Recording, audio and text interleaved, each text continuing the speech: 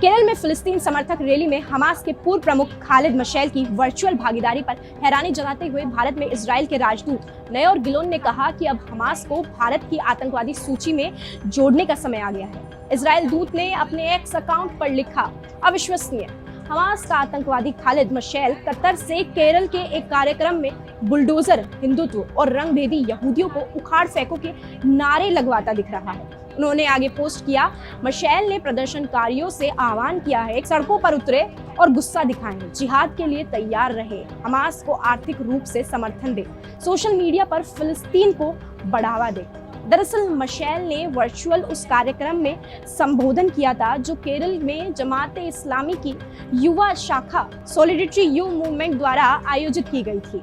फिलिस्तीन समर्थक विरोध और मशैल के संबोधन पर प्रतिक्रिया देते हुए केरल में भाजपा के उपाध्यक्ष वीटी रेमा ने कहा कि यह निंदनीय है और बेहद दुर्भाग्य था कि एक धर्मनिरपेक्ष देश और हमारे सबसे दक्षिणी राज्य केरल में इस तरह की रैली निकाली गई।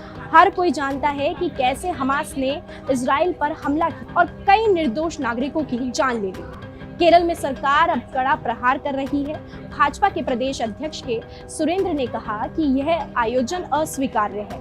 मल्लपुरम में सॉलिडेरिटी कार्यक्रम में हमास नेता खालिद मशैल का आभासी संबोधन चिंताजनक है। केरल पुलिस कहाँ है? फिलिस्तीन बचाओ की आड़ में वो हमास एक आतंकवादी संगठन और उसके नेताओं को युद्ध के लिए महिमा मंडित कर रही है। बता दें कि इजराइल हमास युद्ध को रविवार को 23 दिन हो चुके हैं।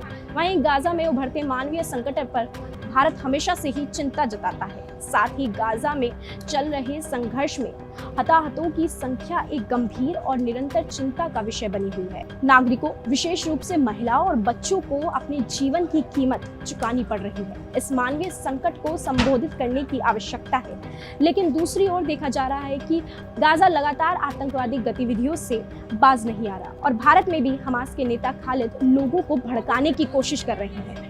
ऐसी ही तमाम अपडेट्स के लिए देखते रहिए जनभावना टाइम्स। नमस्कार।